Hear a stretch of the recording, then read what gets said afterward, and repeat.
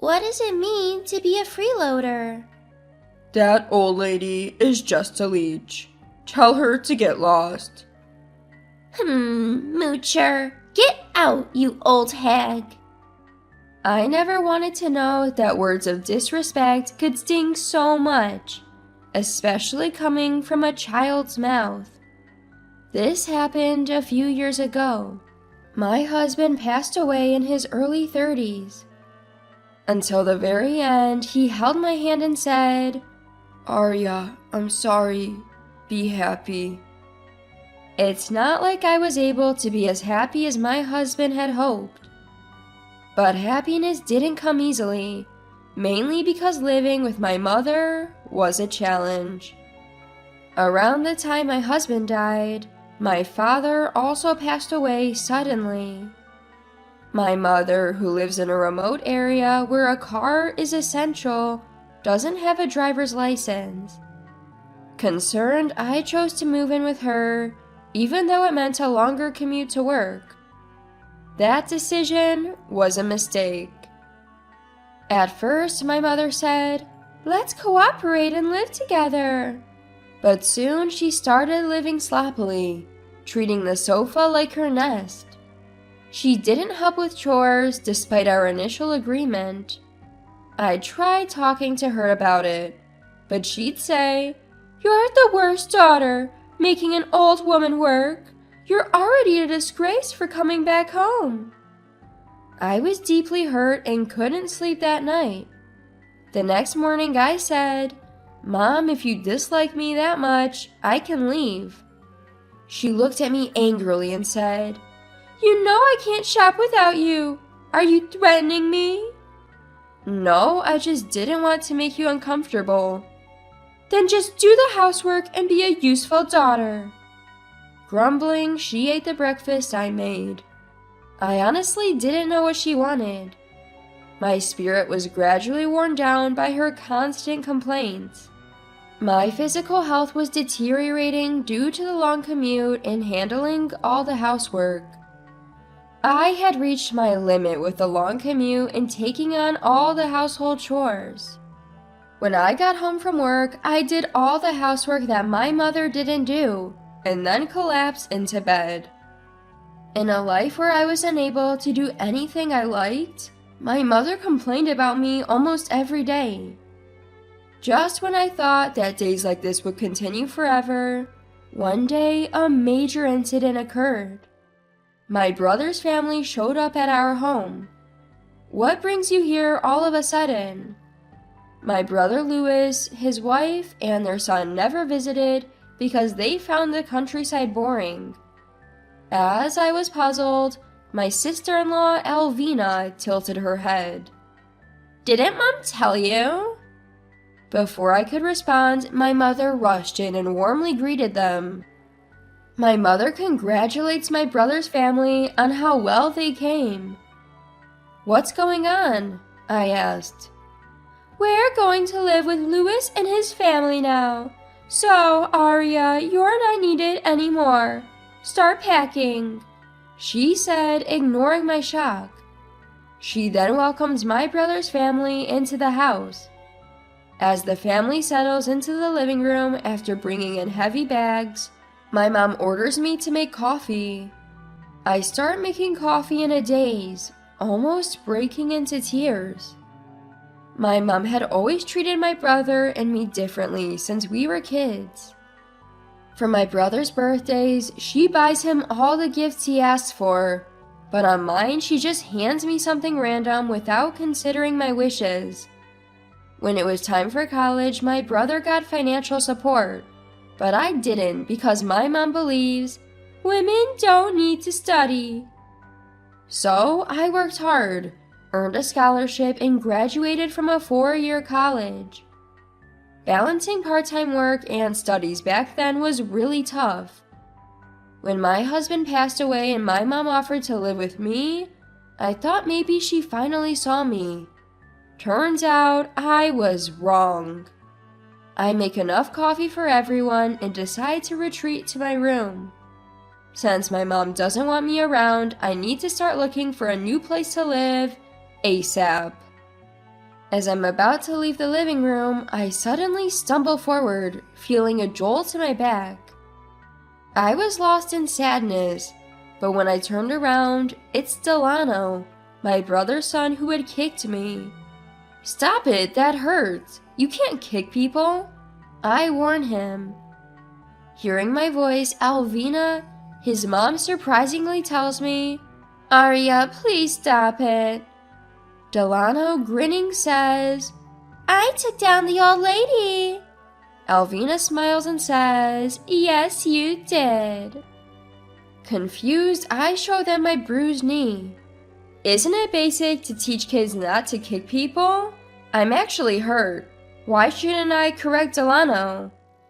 We practice no-scold parenting. We let our child grow freely, doing what he wants. So please don't scold Delano. Alvina says, visibly annoyed. She takes Delano and leaves, saying, No point talking to someone like this. Let's go play in the living room. I was furious, but it was clear that my mom, brother, and Alvina would side against me.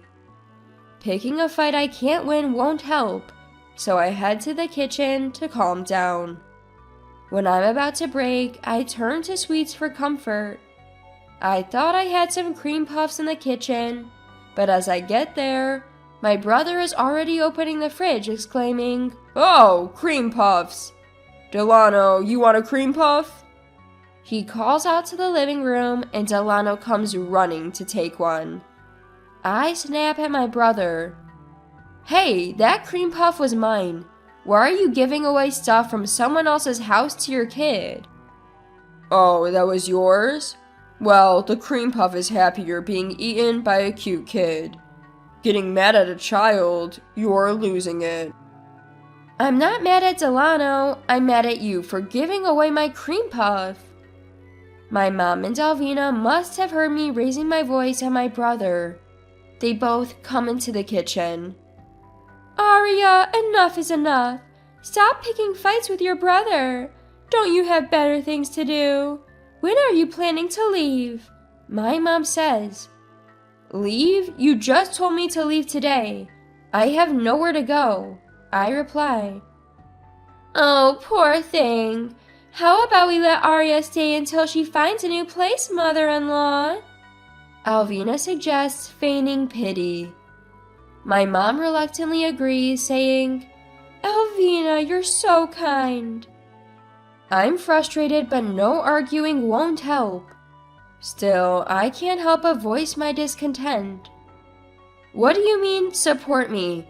I pay for half the living expenses in this house. Why am I being treated like this?" "You're still being supported by your parents, right? Isn't the money coming from Dad's inheritance?" The truth is, I pay for the household expenses from my own salary. But my brother and his wife assume I'm living off my late father and mother, so there's no point in arguing. Delano, having finished his cream puff, appears and asks, What does support mean? My brother points at me with a smug smile. "It means that lady over there. She's a loser who needs to be supported. Tell her to leave." Huh, freeloader, get out, old lady. I never knew how much it could hurt to be insulted by a child. My sadness turns into boiling rage. I start to feel that I can't forgive my mother, brother, and his family. Fine, I'll leave as soon as I find a new place. But I'm taking everything I brought with me. That's okay, right, big brother? "Sure, go ahead." He says, mocking me. My anger peaks. I vow never to forgive them. I make plans and decide to move out as soon as possible. On moving day, I gift my mom and my brother's family a vacation as a final act of filial piety. They happily go on the trip, but they're in for a surprise when they return. I complete the move, imagining their shocked faces. I leave a notebook in the living room and head to my new home, full of spirit.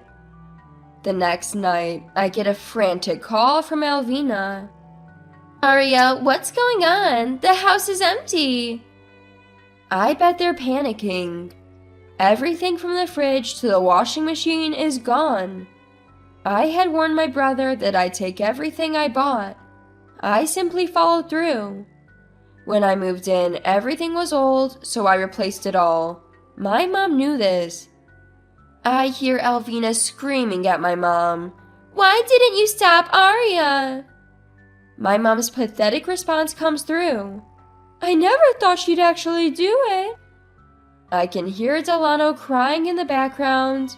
They're in more chaos than I imagined. Aria says she bought everything herself, but there's no proof. Didn't she buy it all with Dad's inheritance? My father left no inheritance. You and my brother left right after the funeral, so you probably didn't know. There's no way you could afford to send us that much money just from your pension. Alvina argues. That money was from me. I clarify. What? Alvina sounds dumbfounded. I paid it. Check the notebook in the living room. I instruct. The notebook contains all the receipts for everything I bought for the household. Alvina sees it and stammers. What does this mean? I explain. I have more money than you and my brother think. I never got help with college tuition and felt frustrated because of it. But I used that frustration as fuel, working hard during job hunting, and landed a job at a top-tier company. Being used to hard work, I excelled at my job and am the only woman among my peers on a fast track to promotion. My mom and brother never showed interest in where I work, so I never bothered telling them. When Alvina relayed this over the phone, both my mom and brother seemed shaken, but I felt no obligation to continue the conversation. So feel free to live your life without the burden of supporting me, I said and hung up.